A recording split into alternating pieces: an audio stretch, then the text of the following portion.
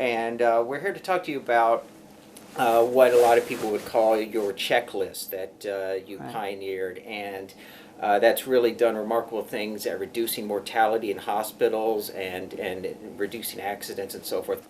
So what was the impetus for you to start this checklist? What gave you the idea for it? Well, it started pretty humbly. A little girl died of a catheter infection here. At the time, our rates were rather high.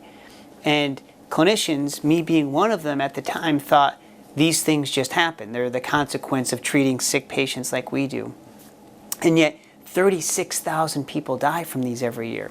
And we packaged a program. We went to the Centers for Disease Control, who makes guidelines. Right. And they had an elegant and a scholarly guideline, but it was 200 pages long. I can't use it as a practicing clinician, as you know. So we culled out from that a 5-item checklist. And when we looked, we were only doing those things 30% of the time. Now, people would criticize you, say that's too simplistic, but you're a PhD MD. How did you decide what to take from that?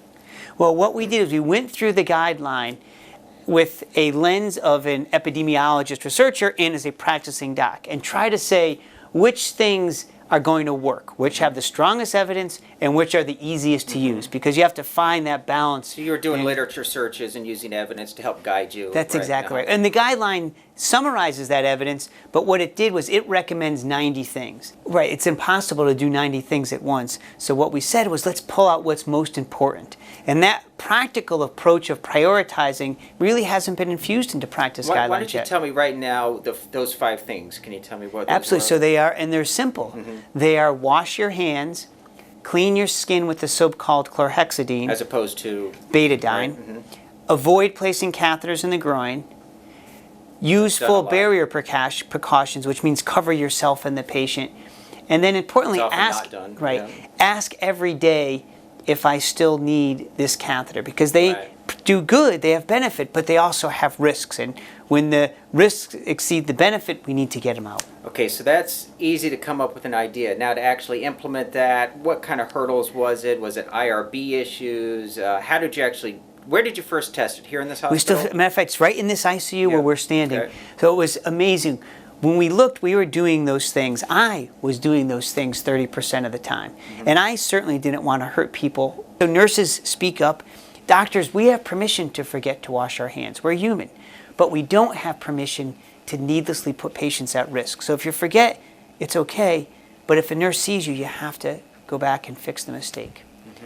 When I did that, infection compliance went from 75 to 98%. Infection rates went down from 5 to 2. What type of a study are you listing this first pilot study? How long was it? How many patients was it? This was a cohort study over about a year, and about a year. And then what happened next? A whole different institution in Michigan, right? Well, we did 1/3 part of this science of safety. So we standardized with the cart, we got the checklist, and then what we call learn from our mistakes. We started investigating every infection as a defect and found out what happened. We found out, for example, half of the infections were from catheters placed in the operating room or in the emergency department, but we hadn't brought our checklist there yet, so we did.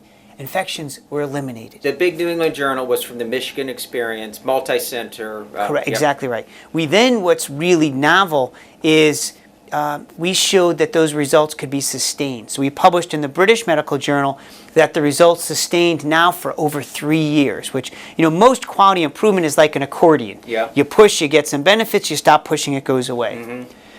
Remarkably, we also showed that the mortality of all Medicare patients admitted to ICUs in Michigan went down by 10% more than the similar patients in the 11 surrounding states. So this program moved mortality for all Medicare patients in ICUs. I mean, it's, again, huge impact.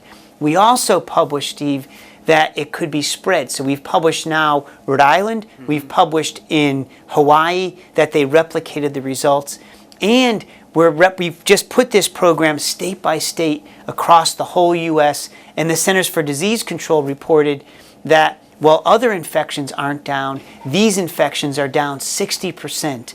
And it's just a remarkable success story. We took the same principles and reduced ventilator-associated pneumonias, another type of infection that kills around 35,000 people a year. We've taken it into operating rooms. And again, how did you, I know you said you had a conference, but I mean, can you be a little more tangible? How did you get that accomplished? What did you do here? Sure. The Culture Change is this program that we call CUSP, or the Comprehensive Unit-Based Safety Program. It's fascinating is that it's iterative. As you get infection rates, the culture improves. As you improve, your culture, I think what I'm hearing is that the cooperation, when they start to see tangible numeric outcomes that gives everyone accolades and good attention, they want to get on board. That's exactly right. It's feedback-based. That's exactly feedback. So it's evidence-based with feedback. And you need all those. You need the evidence-based, you need the culture change, and you need the feedback of results. And without those, so we're taking this in so many different places in the hospital, in outpatient. And then the OR, what's going on there? So we're doing a number of things. We started looking at OR briefings and a checklist in the OR to say, how do we make care safer in the OR? So I'll tell you a great story.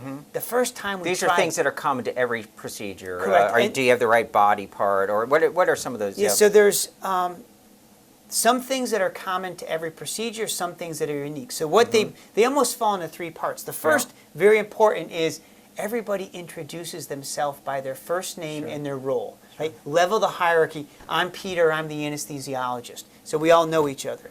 Two, we cover the things that are general to all surgeries. Do I have the right equipment? Is this the right patient? Am I operating on the right side? Are we all in the right procedure? We then ask specific things about specific procedures. For example, if someone's on a beta blocker, they've had a heart attack, are they still getting it? Are the specific antibiotics on time? And then the last thing we ask, which there's good science for, is just your gut. What are you worried about? And we ask the question, if something were to go wrong, what would it be and how would we defend against it? And everybody's perspective is taken. So the surgeon might say, I'm really worried about the tumors up against a big blood vessel, I might get bleeding. Anesthesiologist would say, okay, great, I'll make sure I get blood available. Okay. The anesthesiologist may say, I'm worried about this patient has really bad diabetes and I'm trying to control it. Or the nurse might say, I'm worried about we may not have the right supplies. So we all put that together.